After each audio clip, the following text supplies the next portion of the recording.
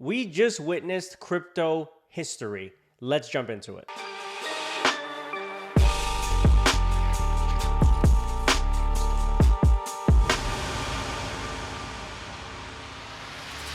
What's going on? Welcome back to my channel. My name is Crypto Chino, and let's just jump right into this because we just witnessed one of the craziest days in crypto in history.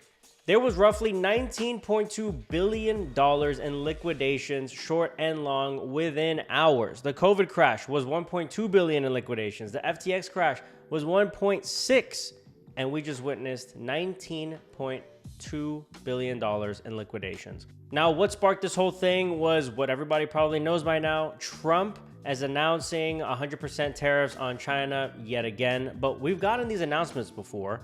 Why is this cascading into what it did with the stock market and with crypto? Obviously, markets don't like uncertainty, but there is proof that the exchanges also played a part in this. Exhibit A Bitcoin whale opened up a 9-figure short position minutes before the crash. Like, look at this. You could see the Bitcoin whale opened up its short position minutes before, and this was a 9-figure position, hundreds of millions of dollars, and he opened it up minutes before. The crash happened, and he sold 90% of it at the bottom, making like $190 to $200 million in profit in just a few hours. If this isn't insider trading, I don't know what is. Now, leaning into some more proof that the exchanges played a part into this. ADA was down at 35 cents. Virtuals was down at 32 cents. This is my own screenshot. When I was watching this, I was in disbelief. I have never seen anything like this. But then I looked at other exchanges, other charts, other ADA USDT charts like on MEXC, on Coinbase, etc. This is Binance. On the other exchanges, Cardano only went down to about, I don't know, maybe, I think it was like 60 cents or something like that, but definitely not 35 cents. And this was the Binance chart. Virtuals, 32 cents. This is the MEXC chart. Virtuals never actually got down to 32 cents except for on the MEXC chart. So what is this telling us? This is telling us the automated market makers for these exchanges purposefully wicked all the way down and liquidated a bunch of people. And that is basically what we are experiencing here. A mass liquidation, a mass wipeout of retail. This was an unprecedented black swan, absolutely crazy event, but we see this usually on a smaller scale. If you play with leverage on an exchange, right? Let's say you open up 100x leverage on Bitcoin and your liquidation level is like 110,000. The exchange will wick down to 110,000 just to liquidate you and then come back up. That is how these exchanges make money. That is what is happening, except this was just on a much, much bigger scale. To add even more proof into that, look at what happened to the ATOM USDT chart on Binance. It literally wicked all the way down to $0. I mean, look, if you look at the lows up there where we're up here, check that out. The low was 1 cent on that liquidation.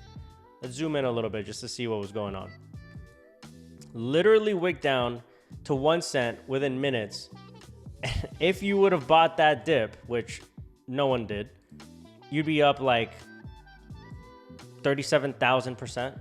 But anyway, this just goes to show this is just the market glitched, obviously, with all these liquidations. Centralized exchanges act erratic, and this is the result. But there could also be some foul play here by the exchanges, and I definitely think there was. And I'm calling out Binance, Coinbase, OKX, MEXC, Huobi, all of the centralized exchanges. They do this to liquidate people so they can make money. And again, I believe what we just experienced was a mass retail wipeout. Now, you remember that $19.2 billion liquidation number? This is historic. This is the biggest liquidation we've ever seen in a few hours. But if we look at the current liquidation map, if you look up here, there are $20 billion in short liquidations waiting if Bitcoin gets up to $137,000. So Coinbase, Binance, MEXC, Huobi, what are you guys about? Are you guys going to do this? Are you guys going to liquidate all the shorts? Massive short squeeze incoming. So that's what we're seeing right now on the liquidation heat maps. if Bitcoin does get up to $137,000, there is $20 billion to be made for these centralized exchanges. Now, I don't think that's exactly how this works. Like, again, the exchanges will wick down, wick up, wick down, wick up. There's also $4 billion of long liquidation if Bitcoin goes down to $108,000. So could we see Bitcoin go down to 108,000? It's possible. It's probably likely. And in this video that I posted September 22nd, a few weeks ago, this is what I said. Take a look. Now, at the worst case, I can see Bitcoin dropping all the way down to $104,000, $105,000, $106,000 and then continuing its way up. Market makers love to play with us. So whenever there's a trend line like this that everybody is looking at, they like to break it down, put some fear into people, and then they just come back up. Now, on top of that, if we're looking at the... Let me go back here. So as you can see, I explained that market makers love to put fear into people, and when there's a known trend line like this, it likes to come down. But notice where it came down to. Notice where my support line was, and I'll explain why my support line is there. Is at $104,000 for Bitcoin. And if we take a look at the Bitcoin chart, that giant wick that we saw, that liquidation that we saw on Friday, was down to exactly that support line that I had, and that is a massive weekly resistance that I drew out weeks ago. Now, does that mean the bear trap was complete? Maybe, hopefully, but I don't think so. Again, going back to the liquidation levels, we do have $4 billion of liquidation sitting at 108,000.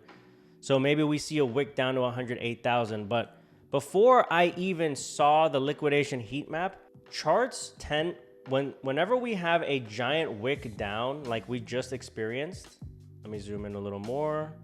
Usually when the market has a giant wick like this, we obviously get that initial reaction, that dead cat bounce, but usually over the next few days, it tends to slowly come back down and fill in this wick. So $108,000, seeing those levels, even coming down to $104,000 to $106,000 is still in the cards. And I do think that is what could happen. But I mean, Bitcoin right now is looking like, you know, it just took out this high, so Bitcoin's looking good. The market's looking decent. Now, when something like this happens, we always need to zoom out, take a look at the bigger picture.